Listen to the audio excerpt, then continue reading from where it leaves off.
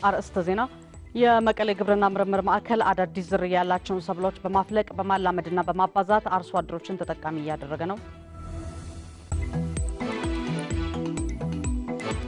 ሴራሊዮን የኢቦላ በሽታ ስርጭትን ለመከላከል ያግዛል ያለችውን ማዕከል አቋቋመች።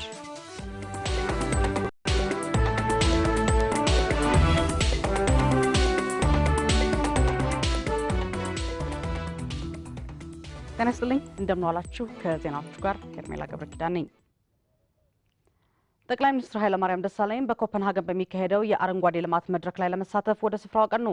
ጠቅላይ ሚኒስትር ኃይለማርያም ወደ ስፍራው ያቀኑት የዴንማርክ ጠቅላይ ሚኒስትር ባደረጉላቸው ግብዣ መሰረት ነው። ኢትዮጵያ በአረንጓዴ ልማት መድረኩ ስትሳተፍ ለሶስተኛ ጊዜ ነው። የኢትዮጵያ አሁኑ ተሳትፎም እንደ ተጋባዥ ብቻ ሳይሆን እንደ አንድ የመድረኩ አጋር አባል ሀገርም በመሆን ጭምር ነው። በዚህ መድረክም ኢትዮጵያ በአረንጓዴ ልማት ዙሪያ የኢንቨስትመንት እድሎችንም ታስተዋውቃለች ተብሎ ይጠበቃል። ዘገባው የሪፖርተራችን እናታለም መለሰ ነው። በትግራይ ክልል የመቀሌ ግብርና ምርምር ማዕከል አዳዲስ ዝርያ ያላቸውን ሰብሎች በማፍለቅ በማላመድና በማባዛት አርሶ አደሮችን ተጠቃሚ እያደረገ ነው። በማዕከሉ የተሻሻሉ ዝርያ ያላቸውን አዳዲስ ሰብሎችና ጸረ አረም መድኃኒቶች የሚያስተዋውቅ የመስክ ጉብኝት በክልሉ 2 ወረዳዎች ተካሂዷል። ለገብረ እግዚአብሔር ኃይሉ ዘገባ አበበ ባዩ። በትግራይ ክልል የግብርና ምርምር ኢንስቲትዩት የመቀሌ ግብርና ምርምር ማዕከል በአዝርዕት በተፈጥሮ ሀብት ጥበቃና በአፈር ለምነት ላይ ትኩረት ያደረጉ 176 የምርምር ስራዎችን በማከናወን ላይ ነው።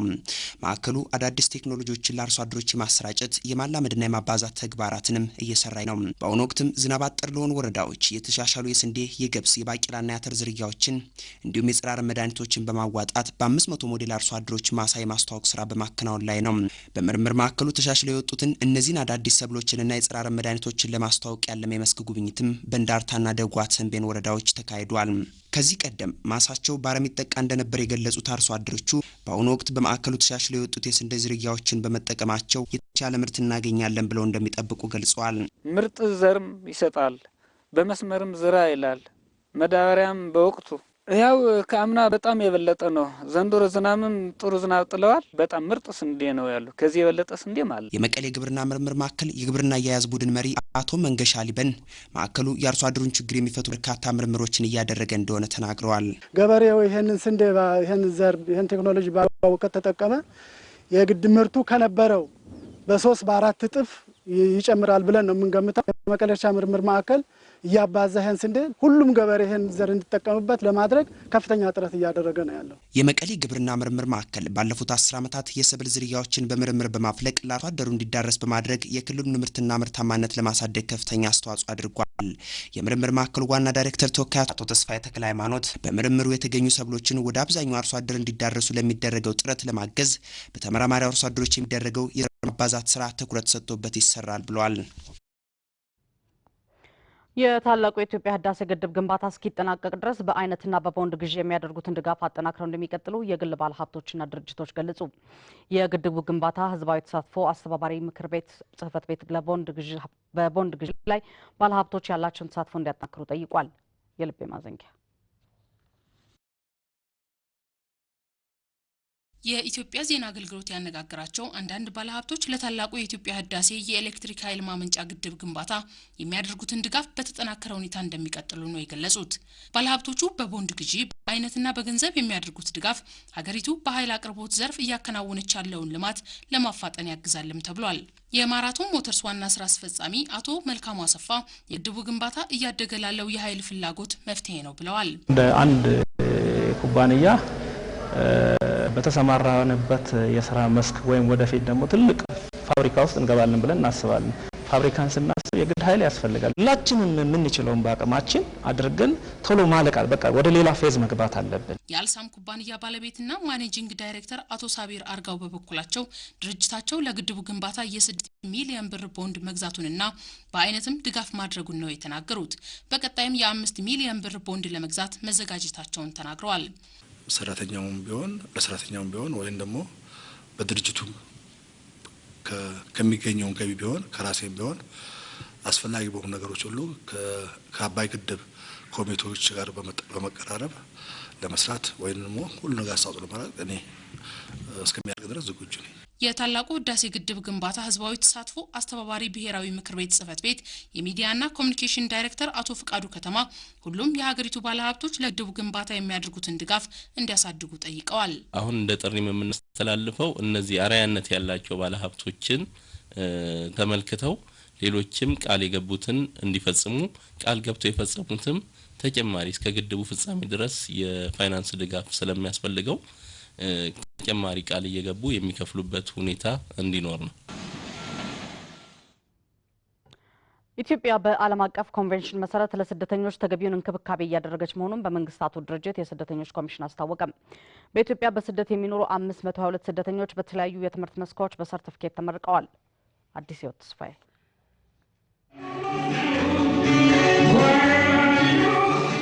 ኢትዮጵያ የተለያየ ሀገር ዜግነት ያላቸውን ስደተኞች ተቀብላ በማስተናገድ ከአፍሪካ ቀዳሚ መሆኗን ከተባበሩት መንግስታት የስደተኞች ኮሚሽን የተገኘ መረጃ ይጠቁማል። ለስደተኞቹ መጠለያ ከመስጠት ባሻገር በቴክኒክና ሙያ የሚሰጥ ስልጠናን ጨምሮ ከመጀመሪያ ደረጃ እስከ ከፍተኛ ትምህርት ተቋማት በማስተማር ላይ ትገኛለች። አሁን ደግሞ ከቴክኒክና ሙያ በተለያየ ትምህርት ዘርፍ የሰለጠኑ 522 ስደተኞች በሰርቲፊኬት ተመርቀዋል።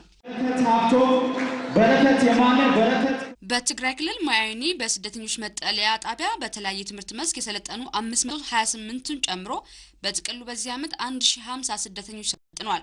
ተመራቂ ስደተኞቹ ከሱዳን፣ ሩዋንዳ፣ ዲሞክራቲክ ሪፐብሊክ ኮንጎ፣ የመን፣ ጅቡቲ፣ ሶማሊያ፣ ብሩንዲ፣ ኮትዲቯር እንዲሁም ከኤርትራ የመጡ ናቸው። ተመራቂዎቹ በኢትዮጵያ ቆይታቸው ተገቢውን ድጋፍ እንዳገኙ ተናግረዋል። Federal Republic of Ethiopia for hosting a large of refugees in this country. የኢትዮጵያ መንግስት በርካታ ቁጥር ያላቸውን ስደተኞች ተቀብሎ በማስተናገድ ላይ በመሆኑ ምስጋና ይላቀርብ ወዳለው። ከዚህ ባሻገር የስልጠና የጤና ብቻ በተደረገልን አጠቃላይ ድጋፍ ደስተኛ ነኝ። ደህንነታችን ተጠብቆ የክህሎት ስልጠና አግኝተናል። እኔ ሀገሬ ያለሁ እንዴት ኮምፒውተር እንደምጠቀም አላውቅም ነበር። አሁን ባገኘሁት ስልጠና በደንብ መጠቀም ችያለሁ። ወጫችን ሸፍነው አስተምረው አስመርቀውናል። የኢትዮጵያ መንግስትና ህዝብ በድጋሚ አመሰግናለሁ። First I thank Ethiopia government for መጀመሪያ የኢትዮጵያ መንግስት ስለተቀበለን እናመሰግናለን።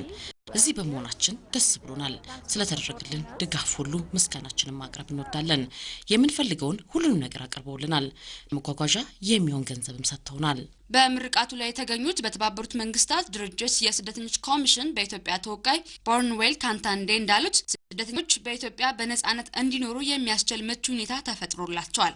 Ethiopia and the government of Ethiopia have been very generous. የኢትዮጵያ መንግስት ወደ ኢትዮጵያ ለሚገቡት ስደተኞች ሁሉ ችሮታውን ይለግሳል። እነዚህ ስደተኞች የሚደገፉበትም ሁለት መሰረቶች አሉ። አንደኛው የህዝብ ለህዝብ ግንኙነት ያለው የመጠለያ ቆይታ ሲሆን፣ ሌላኛው ደግሞ ኢትዮጵያ ውስጥ ስደተኞች ወደ ከተማ እንዲቀላቀሉና ትምህርት እንዲያገኙ የምትፈቅደው ነው። ይህ በጣም የሚያስደስት ነው።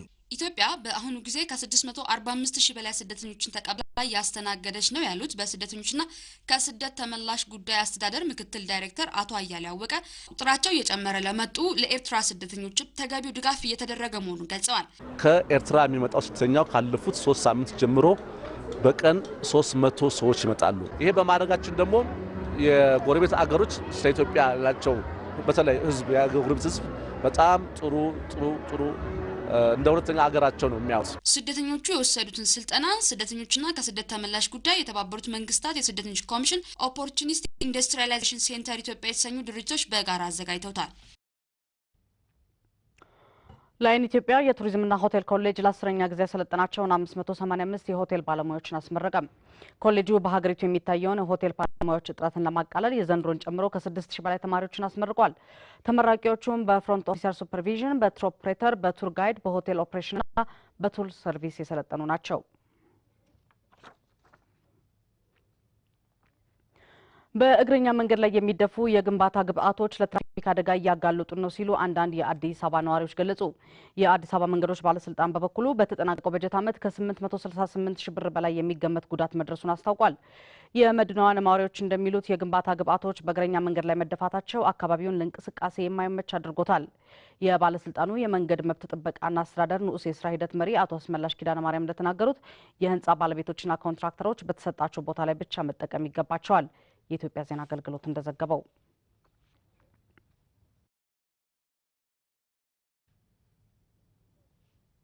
በኢትዮጵያ መዋዕለ ንዋያቸውን ለማፍሰስ ፍቃድ ወስደው ወደ ስራ የሚገቡ ባለሀብቶች ቁጥር በየዓመቱ እያደገ መምጣቱን የኢትዮጵያ ኢንቨስትመንት ኮሚሽን አስታወቀ።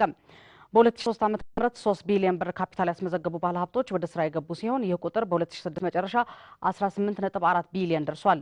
የኮሚሽኑ ዋና ዳይሬክተር አቶ ፍጹም አረጋ እንዳሉት ባለፈው ዓመት መጨረሻ የማምረቻ ኢንዱስትሪና ግብርናን ጨምሮ 224 ፕሮጀክቶች ወደ ስራ ገብተዋል። 34,000 የሚሆኑ ዜጎችም የስራ ዕድል ተፈጥሮላቸዋል። ከዚህ ፍላጎት ጋር የሚመጣጠን የማስፈጸም አቅም ለመገንባትም ከተለያዩ ባለድርሻ አካላት ጋር በመተባበር ኮሚሽኑ ስራ መጀመሩን አስታውቀዋል ሲል ኢዜአ ዘግቧል።